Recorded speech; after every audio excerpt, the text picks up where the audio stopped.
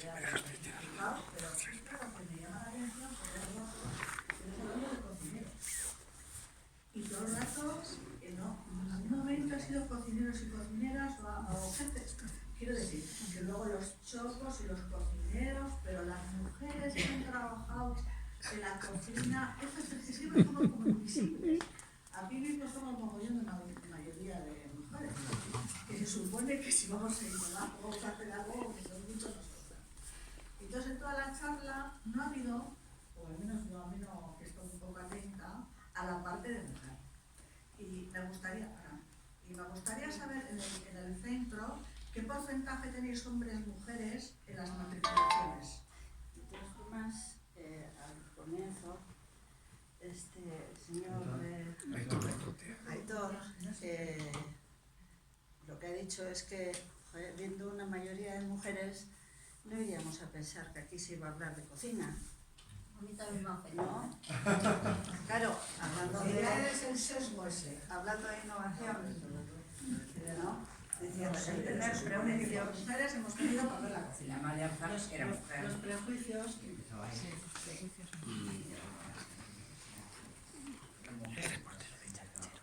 Obviamente. A ver, yo la parte que me toca. Nosotros tenemos este curso, por ejemplo, en la matrícula, mitad han sido mujeres, mitad han sido hombres. Y nosotros tenemos un plan, al final, yo diría bastante estricto, de promover la igualdad de género, porque al final, claro, de hecho es nuestra obligación.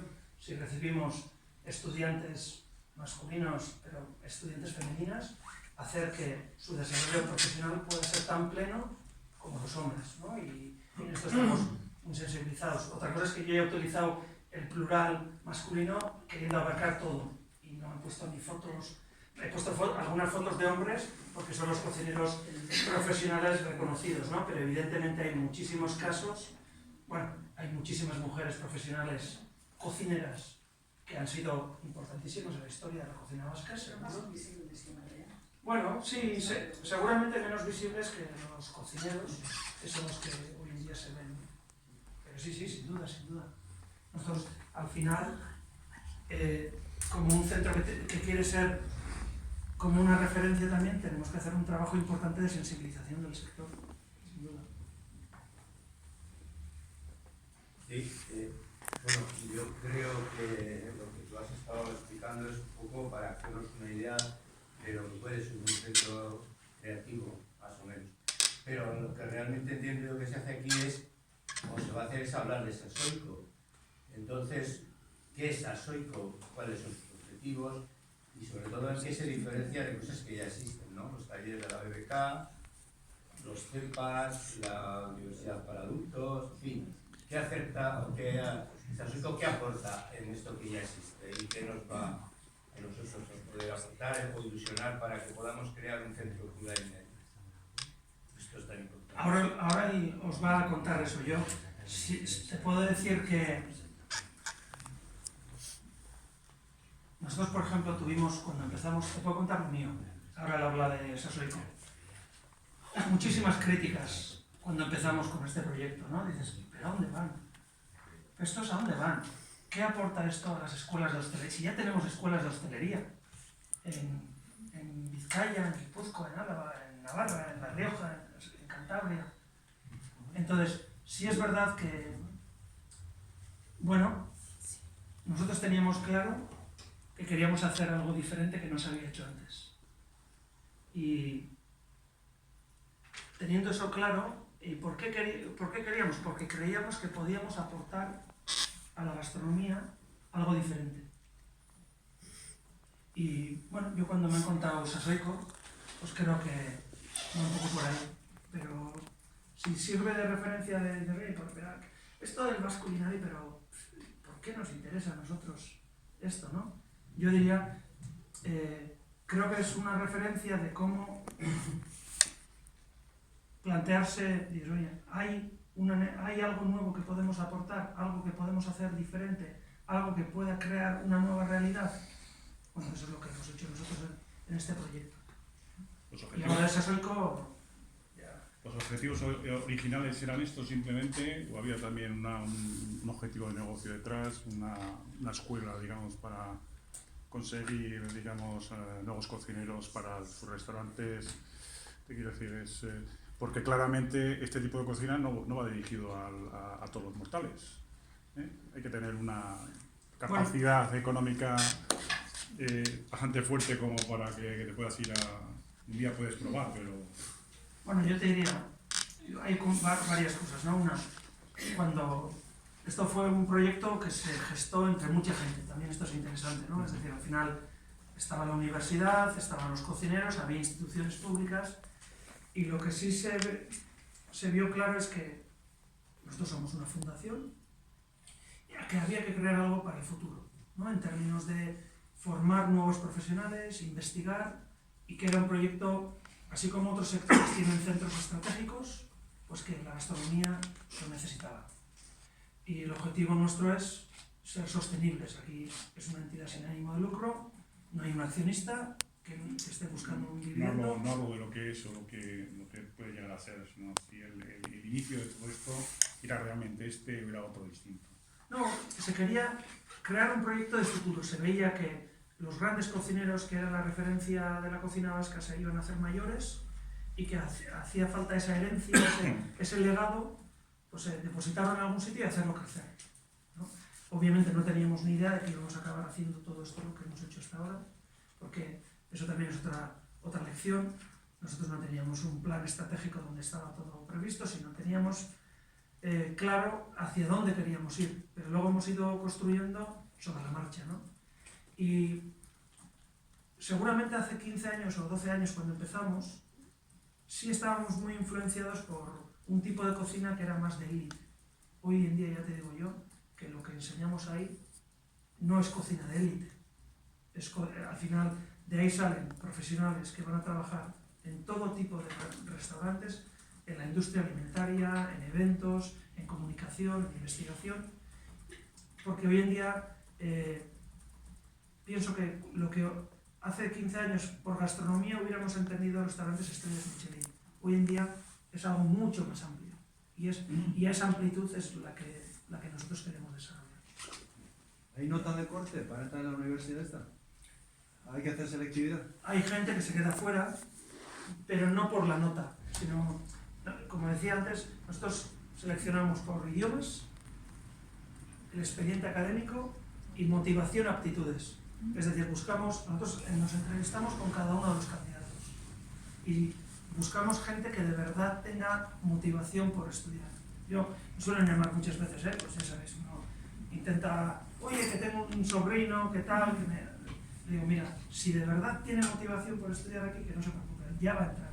Porque nosotros buscamos ese perfil más que tenga un 9 en selectividad, que también nos viene bien y tenemos estudiantes de 9 de selectividad, lo cual es una novedad, porque antes estudiaba cocina que no valía para nada y ahora tenemos estudiantes que es impresionante el expediente que tienen y deciden que quieren estudiar gastronomía, ¿no? Lo cual es un signo de que los tiempos han cambiado mucho también. Yo me imagino que este centro es una formación universitaria con una especialidad en cocina, de una élite, ¿no? Lo que estáis haciendo es una formación, lo que quizás faltaba antes a los cocineros, esa formación, vamos a llamarle universitaria, o de una cultura mucho más amplia, o de unos idiomas, salir a una especialidad que es la cocina con una formación equivalente a otro tipo de universitario. Sí. Yo creo que es eso, ¿no? El darle al que estudia ahí un nivel universitario, que le ha faltado hasta hace unos pocos años. Sí, sin duda. Sí, Es sí. eso, lo que se busca. Es una formación universitaria Universitaria. y si nos ponemos a pensar, el cocinero hoy en día tiene un reconocimiento social, pero hasta aquí no había una formación universitaria que le diese esa formación. Exactamente. Sí, sí. Esto es una universidad privada, pertenece al engranaje de las universidades públicas, porque luego la idea es estupenda, la pasión fantástica y la financiación, ¿quién paga esa maravilla de edificio? ¿Quién paga las nóminas? ¿Quién paga todo eso?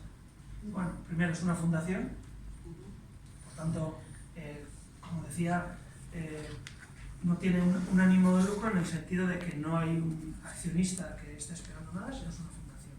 Luego, esa fundación, la facultad está adscrita a la Universidad de Mondragón, que es quien da los títulos. Y luego, O sea, es ¿quién? una universidad privada. Es una universidad privada, sí. Bueno, las matrículas son de universidad privada. Entonces, ¿quién lo paga? Pues las matrículas, los patrocinadores, los proyectos que hacemos con empresas, las diferentes actividades, pero no tiene una financiación pública, es decir, esto, ¿Y quiénes son los patrocinadores más importantes? pues hay unos cuantos, pues Eroski es uno de ellos, Telefónica es otro de ellos, Nou San Miguel, ¿El gobierno vasco, la Diputación? Gobierno Vasco, bueno, el Gobierno Vasco y los patronos, ellos hicieron posible la inversión, el edificio, pero luego anualmente, no sé, eso no recibe financiación Pero pública, bueno, el edificio se financió con dinero público. al 70%. ¿Al? 70%. Sí, recuerdo que cuando se crea la fundación se dijo, mira, aquí va a haber financiación pública para parte del edificio, luego no va a haber financiación anual. Y nosotros hemos hecho, justo este junio, hemos presentado un estudio de impacto. El Basque Learning Center genera al año 25 millones de impacto económico. Por tanto, contribuye anualmente en impuestos casi de 5 millones de euros en impuestos a la Hacienda vasca. Entonces, bueno, es una forma de demostrar que si el Basque Learning Center hubiese sido cero, con esta inversión generamos esta riqueza en la economía. Yo plantearía dos preguntas. Por una parte, bueno, gracias por la exposición, es un caso de éxito en poco tiempo, de ir de un concepto que seguramente no estaría incluso demasiado bien dibujado al inicio a materializarlo así.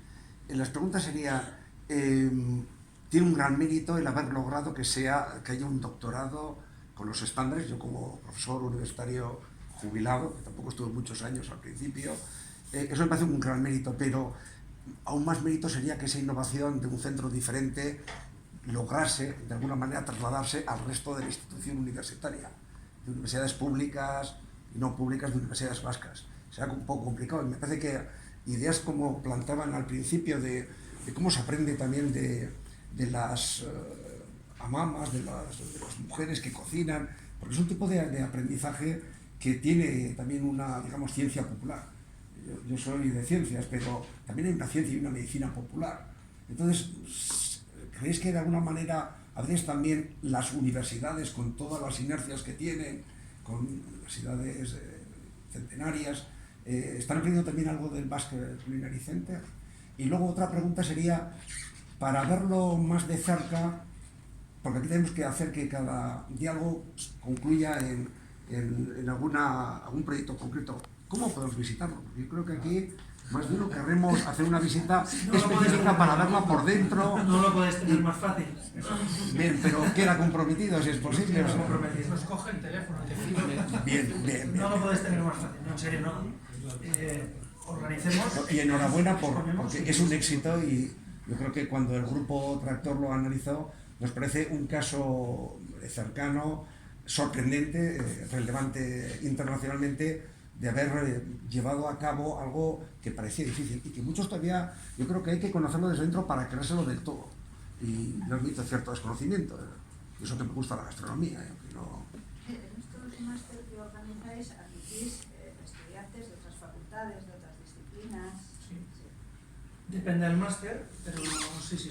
Hay alguno, por ejemplo, hay un máster que quiere formar a personas investigadores, innovadores, y la mayoría vienen de otras facultades, de otras disciplinas, que quieren como especializarse más en alimentación y gastronomía. ¿Cuál es el nivel de ocupación de estos estudiantes cuando finalizan el grado? Pleno empleo. Sí, al final el sector con esta perspectiva tan amplia, el sector está necesitando, bueno, yo creo que todos los sectores económicos necesitan hoy en día talento, y el sector de la gastronomía, la hospitalidad, hoteles, necesitan mucha gente, sí. ¿Y cuántas especialidades tenéis? Especialidades, si te refieres, bueno, nosotros en el grado, Ramas. 3 especialidades. El grado, la licenciatura, dura 4 años, los 2 primeros años son comunes, Todos estudian en los 2 primeros años cocina, servicio, gestión, cultura y ciencia aplicada, y el tercer año eligen una especialidad. Una es más innovación culinaria, la otra más negocio, emprendimiento, gestión empresarial, y tercero industria alimentaria. Pero nuestro objetivo, hablando de universidades, desde el principio hacemos un poco como lo contrario que se suele ser lo habitual, que es especializar a los chavales. No, nosotros lo que queremos es abrirles oportunidades profesionales. Porque el primer día yo siempre les pregunto, oye, vienen, ¿no? Este año 50% mujeres, 50% hombres, hacemos una ronda de todos los países del mundo y digo, ¿qué queréis ser? A ver, ¿quién quiere ser cocinero? 90% levanta la mano. Después del primer año, ya en segundo curso, ya han descubierto un montón de realidades profesionales diferentes. Cuando salen graduados, en cocina se trabajan en torno al 25%, que nosotros los formamos para ser jefes de cocina, no para ser cocineros. Para eso hay escuelas de hostelería y hay otros centros, pero nosotros les formamos para que con un poco de experiencia sean jefes de cocina. Pero ellos descubren muchas otras realidades profesionales dedicadas a la gastronomía, y ese es el objetivo, que trabajan en muchos sectores diferentes. Luego, por la edad de corte de los que estamos aquí, ¿cuál es la edad máxima de admisión de alumnos? ¿En el grado? Claro. Bueno, Pero hay no tenemos edad máxima. El verano. No, mira, edad máxima de grado mínima, ¿verdad? Máxima. Hay máximas, no sé si hay máximas. no tenemos. Más de una vez hemos analizado candidatos concretos pensando en cómo se trabajaría en común con chicos y chicas de 18 años. Quiero decir, nosotros, una de las formas, y eso no lo he explicado porque ahora es el momento, nosotros en la formación, en su momento decidimos, no, clases magistrales las mínimas. Del tiempo de formación, el 70% es práctica. De los 100 estudiantes que elegimos, trabajan en grupos entre 12 y 14 personas. Entonces trabajan un montón en un equipo, un montón. Se enfadan, discuten, se pelean, pero este es el objetivo, ¿no? El objetivo es que aprendan a trabajar en equipo y que hagan práctica real, con cliente real muchas veces. Claro, cuando hemos tenido candidatos igual de 40 y pico años, con chicos y chicas de 18 años, y entonces hemos tenido que analizar y hemos solido admitir personas de 30 y pico, pero no porque tengamos nada en contra, sino es que 4 años al nivel de interacción con chicos y chicas que, bueno, pues al final todos hemos sido jóvenes y sabemos lo que les preocupa y las cuerdas y no sé qué y tal, entonces, bueno, eso es lo que nos ha solido limitar, pero no una edad máxima. O sea, que es un prejuicio nada por escrito, ¿no? Es una preocupación porque la persona que entre con la ilusión para hacer una carrera de 4 años, pues sea una experiencia placentera y provechosa en los 4 años y no diga al año, oye, yo esto qué pinto aquí con estos. Sí, bueno, yo como parte del equipo de actor del proyecto Sasoico, igual también me parece muy interesante todo esto que has contado y la verdad es impresionante, ya pues más o menos he estado un poco informada porque siempre me ha resultado de interés, pero tengo curiosidad también, has comentado, ¿no?, que en todo esto ha participado, por una parte, promovido por un grupo de cocineros, ¿no?, cocineros relevantes, que se acercan a la universidad, es decir, participa la universidad, incluso la administración pública, que ya por lo que he podido percibir veo en qué medida ha participado, pero no sé si nos podrías dar un poco pistas, en la medida que igual pasa hoy, que pudiésemos replicar, ¿no?, qué tareas o funciones ha tenido cada uno de estos diferentes participantes, es decir, los cocineros, qué es lo que han aportado, la universidad, qué es lo que habéis aportado, la propia administración, qué es lo que ha aportado, y si habéis tenido, digamos, un método, un sistema de trabajo, ¿no?, que os haya llevado al final al proyecto este, es decir, un poco todo el proceso, ¿no?, y los que habéis participado, en qué habéis contribuido cada uno, porque imagino que cada uno tendríais vuestra tarea, función, un poco, pues bueno, pues por también conocer esa parte más de construcción. Bueno, primero los cocineros. Claro, ellos tenían y tienen la experiencia, la reflexión, ellos saben de su sector, sabían de su sector y siguen sabiéndolo, y es verdad que los cocineros que han sido fundadores de esto, cada uno de ellos ha sido alguien que ha revolucionado en parte la gastronomía desde su punto de vista, ¿no? Entonces, para mí, que yo he estado desde el primer momento, ha sido fundamental escucharles. Escucharles. Pero claro, hablamos de intergeneracional. Yo cuando empecé a hablar con Arzac, por primera vez, pues tendría 65 años o 64, por ahí. Ahora esto fue hace 10 años, 12. O sea que, al final, ellos tenían la inquietud y las ideas súper claras. Y eso ha sido fundamental, el escucharles. Luego la universidad, el saber hacer, de formación, de investigación, cómo gestionar, porque esto no era de cocina, sino iba de formación, de investigación, con un contenido gastronómico, con un contenido culinario. Pero el saber hacer de los procesos y, bueno, pues eso ha sido algo que ha aportado la universidad, ¿no? Las instituciones, bueno, las instituciones también, pues estrategia, al final cada institución tiene planes, tiene estrategias y tiene recursos. Pero sobre todo, yo creo que también el soporte y el apoyo institucional, ¿no? Por ejemplo, pues cuando empezamos a crear esto y el gobierno nos dice vamos a ir a la Expo Universal de Shanghái, que vamos a presentar el Basque Culinary Center allí, pues te da una plataforma donde te presentan, ¿no? Entonces yo sí que creo que bueno, encajar bien con las estrategias públicas también es importante, porque recibes ese apoyo también, ¿no? Que se puede materializar de muchas formas, no solo recursos. Y ha sido principalmente así. Yo creo que... Y luego, para mí en este proyecto ha sido no parar nunca. Es decir, siempre innovar, siempre innovar, siempre avanzar, siempre emprender. Y seguimos. El doctorado, después de 10 años, todavía es algo que por primera vez hacemos, ¿no? Y creo que siempre hay campo para la innovación. Porque si tu leitmotiv, tu ADN ha sido la innovación, no puedes parar nunca. Porque si no, el mundo va tan rápido que otros innovarán por ti. Y creo que eso ha sido importante.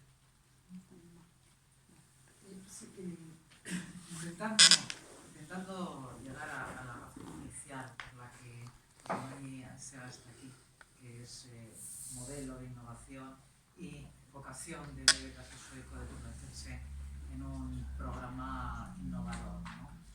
Antes, Aitor, que también es de Casa Sueco, comentaba con muchísima razón, decía, lo primero para la innovación, ¿no, Aitor? Es que haya feedback entre generaciones, ¿no? Que la intergeneracional se dé, cosa que hoy, bueno, nos quedamos, ¿no? Todos de la quinta, no tenemos jóvenes. Entonces, ¿tú hasta qué punto crees que es absolutamente necesaria la intergeneracionalidad? Porque, claro, vosotros lo tenéis fácil, ¿no? Porque es universidad, ¿quién va? Ella quiere ir, pero me parece que no la vais a admitir. No. Bueno, evidentemente son razones que es una universidad con unos criterios, pienso, exclusivos, sobre todo de motivación, pero también de futuro, ¿no? Entonces, ¿hasta qué punto crees que es imprescindible la acción intergeneracional, ¿no? ¿O es prescindible, o con que estemos aquí los que queremos participar es suficiente para cambiar cosas? Porque innovar es mejorar, ¿no? Es no solamente hacer cosas, sino es hacer cosas para mejorar lo que hay. Es ver dónde tenemos carencias para construir, ¿no? Entonces, esa intergeneracional, tú que has captado perfectamente cuando te llamamos, ¿por qué podrías venir aquí tú y no otro, ¿no? O sí otro, pero tú especialmente, como modelo de innovación, ¿ves que Bebe Casa Sueco puede ser realmente un producto, digamos, innovador, si no tiene ese feedback con la juventud? ¿O tenemos que buscarlo y comunicarlo? Hombre, yo sí creo que si uno quiere, a nosotros nos pasa también, es decir, al final nosotros no solo nos interaccionamos con jóvenes porque tenemos estudiantes, sino que creo que a la edad media de la plantilla es de 28 años o algo así. Es decir, al final hay muchísima gente joven trabajando en el básquet y yo creo que para mí es más una cuestión de compartir inquietudes que no tanto de mayores o jóvenes. Porque creo que hay muchas veces una inquietud de innovar en mayores y hay la misma inquietud en jóvenes también, que nosotros tenemos unos estudiantes maravillosos, ¿no? Y yo sí creo que es más compartir una visión del mundo y qué cosas podemos mejorar, podemos innovar, y de ahí la colaboración intergeneracional surge de forma natural, ¿no? Pero yo creo que es importante abrirse, porque cerrarse nunca es una buena solución. Cerrarse no, es que solo vamos a estar nosotros, ¿no?, los habituales de Sasoico, y vamos a hacer todos los proyectos aquí. Yo creo que es interesante abrirse y conectar con otras personas que puedan tener con las inquietudes de mejora y de cambio que podéis tener vosotros.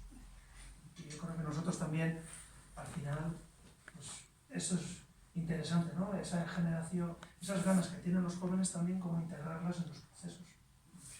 En este caso son más ganas, primero de provocar ganas a los mayores y después de comunicarlas, ¿no?, a los jóvenes, que bueno, a todo el mundo, a la sociedad. Aquí, volviendo un poquito al inicio, yo me aventuro a lanzar invitaciones que nos valen para Sasoico y os vale también para vosotros. Volvemos, ha sido muy suave lo del inicio. Yo creo que no debería existir nada sin asesoramiento de género, nada. Y menos si tiene que, vamos, ya con la cocina, impensable. Eso es una invitación directa y desde luego a Sasoico, yo no lo sabía, pero me acabo de dar cuenta que es la primera de las patas en cualquier cosa, para que luego abordemos el edadismo, será que abordemos los problemas de raíz, ¿no? Has puesto un ejemplo muy bueno y una palabra muy buena, disruptivo, que yo la he aprendido con él hace 2 días, la experiencia de las personas. Barandiarán, Aitá Barandiarán tenía una secretaria que incluso le llevaba en moto. Muy disruptivo sería que hoy en día la mujer, la mama, la mujer con edad, estaría verdaderamente presente, desde luego, en cualquier cosa que tenga que ver con la cocina. Pero es que has hablado de que alguien que piensa bien, cocina bien. Y es que alguien que siente bien, alguien que tiene el amor de una mujer, de una madre, no cocina, da amor en un plato. Entonces, primera invitación, desde luego, a que arranquéis de lleno con el género, porque no se ve. Cocina y género no van. El edadismo, es que hoy en día los que saben de las cosas son las personas que tienen edad. Entonces, es verdad, hay que enseñar a las nuevas generaciones, pero es que también se están cerrando restaurantes, también gente mayor que quiere enseñar las recetas habrá que recogerlas. Igual habría que recoger un curso especializado de gente, al revés, de gente que tenga edad. Ya no sé si junto con la gente joven, porque igual todavía no estamos preparados, pero es que ahora se han abierto las compuertas para todo. Género, edad, y esta es mi ilusión aquí en Sasoico, que espero, con esto no es tanto una crítica, sino decir, alguien que en 8 años, un equipo que en 8 años lo consigue, oye, pues se les puede lanzar todavía. Más. Ahí tenemos un proyecto en común. Ahí tenemos un proyecto en común. Adelante. Comparto con él, como ha dicho, yo siempre suelo decir, se nos está yendo la generación mejor formada de la historia. Yo suelo decir, la mejor generación o la generación más mejor formada es la que tenemos aquí. Porque estos tienen todo el pasado, el conocimiento. Y estas también. Ellas son las que... Lo primero que tengo que hacer es, si alguien se ha sentido ofendido por mi intervención inicial, que estaba en las antípodas de lo que ha podido ser interpretado, es pedirle disculpas. Porque os puedo asegurar que yo soy de las personas que apoya, empuja, está al lado de vosotras en esa lucha que estáis por visibilizar a la mujer en la sociedad. Pero voy a usar ese mismo ejemplo y luego le voy a contestar al señor Daniel Fonsaca. Voy a usar ese mismo ejemplo para explicaros lo que pretendemos con Sasoico y lo que yo llevo muchos años pretendiendo desde la universidad, trabajando en el envejecimiento activo y lo que significa ese nuevo paradigma. El 50% de la sociedad va a ser, o sea, es mujer u hombre, ¿vale? Pero aproximadamente el 90% de la sociedad actual va a ser mayor. Y sin en cambio, la imagen y la visibilidad de las personas mayores en este momento está como la de la mujer hace 40 años.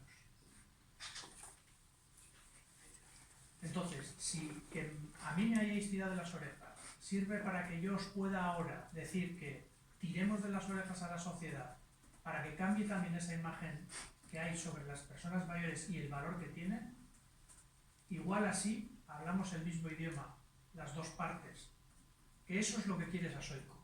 Y lo he dicho al principio, cambiar el imaginario social que se está construyendo de las personas mayores.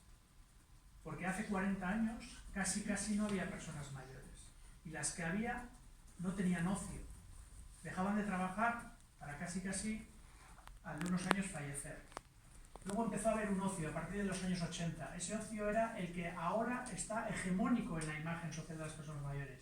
Cartas, comidas, viajes, bailes, hogar de jubilado.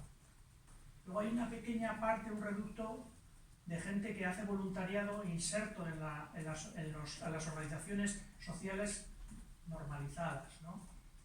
Pero, ¿y cómo conseguimos cambiar ese imaginario social de las personas mayores con un Biscay Innovation Age, ¿no? Que es Sasoico. Un segundo, perdón, solo un segundo. Segundo, yo creo que ha habido 1000 similitudes del proyecto del Basque Culinary Center con nosotros. Por eso precisamente le habíamos invitado, porque hay 1000 similitudes de cómo una cosa muy tradicional se le da un giro, se le pone en valor y se impulsa.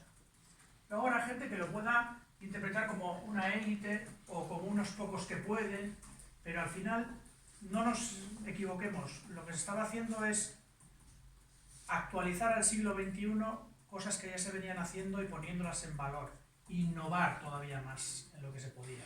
Y eso es lo que nosotros también pretendemos. Y ahora paro yo un ratito, luego contestaré al final a lo de qué es Sasoico, pero creo que había gente que quería interpelarnos más tarde. No, yo decía que el problema es que nosotras mismas no creemos en nosotras mismas y que al final hay algo de tenemos que trabajar un poco el conocimiento personal y el valor personal, individualmente y luego, claro, colectivamente también. Es que a las personas mayores, mujeres, se os está pidiendo que hagáis dos cosas en este momento. Que rompáis con el tema de género y que rompáis con el tema de la visión. Se os está pidiendo demasiado a las mujeres probablemente, porque a los hombres se nos está pidiendo también que hagamos ese ejercicio de poner en valor todo y absolutamente todo lo que hacen las mujeres y ponernos en el mismo plano, pero al fin y al cabo siempre vamos a ir por detrás vuestro o al lado, no vamos a ir empujando, porque ese empuje lo tenéis que hacer vosotros y es los propios colectivos de mujeres lo dicen, los hombres que vengan a nuestro lado, pero no por delante nuestro. Eso lo pedís. Aitor, pero entendiendo que la sociedad está empujando tanto que ya no está dividida entre hombres y mujeres. Pero hay hombres y mujeres. Vale. El problema es qué identificación ha habido entre los roles. Vale. Entre los roles. Y ahora, eso es lo que nosotros intentamos, perdonadme que me vaya del feminismo al envejecimiento. Eso es lo mismo que pretendemos en esa sociedad. Generar ese cambio de roles. ¿Vale? Es eso sí. Una pregunta le quería hacer a nuestro invitado de hoy, ¿eh? ¿Qué actores habéis tenido en la sociedad que os han leído mal? Es decir, gente que ha dicho, ¿pero qué? Sí, esos están haciendo cuatro flores en un plato blanco con una mancha, eso no es cocina. Porque eso mismo nos pasa a nosotros, las personas que queremos innovar en materia de envejecimiento, ¿no? Ya existen centros para el ocio de las personas mayores.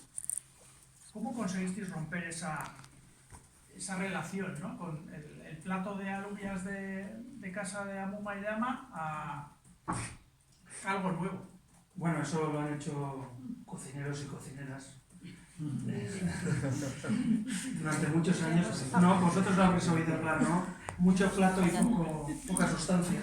No, yo creo que eso, en ese proceso, yo creo que ellos tuvieron que aguantar. ¿Y por qué aguantaron? Porque yo creo que tenían claro lo que querían hacer y no se dejaron, pues, no sé, amedrentar o no sintieron miedo, ¿no? En nuestro caso también, cuando empezamos, bueno, hubo críticas, claro, hubo críticas, pero ¿cómo es esto? ¿Para qué hace falta un nuevo centro? Ya hay escuelas, pero ¿a dónde vamos? Pero cocineros, pero como creando una facultad universitaria, imagínate en un sitio como la universidad, vas diciendo, no, vamos a montar una facultad de gastronomía. Ni los franceses, que nos llevan siglos de avance en excelencia culinaria, tenían una facultad universitaria. La universidad nunca aceptó que la gastronomía tenía sitio ahí. Y había grandes escuelas de cocina, entonces, bueno, ¿por qué lo hicimos? Pues yo supongo que nos ilusionamos con lo que teníamos que hacer y pensamos que era lo que teníamos que hacer, que era lo que tocaba hacer y que era bueno para el país, no sé, para la gastronomía, para nosotros. Y se dio en un momento estratégico fantástico, porque fue una de sinergias, ¿no? Es decir, que estaba el proyecto, esta sociedad ha cambiado profundamente, ¿no? Pero cuando ser empezamos... una sociedad industrial a ser una sociedad de servicios, que ustedes nos lo contaron hace 20 años, y de 20 años para aquí ha sucedido eso.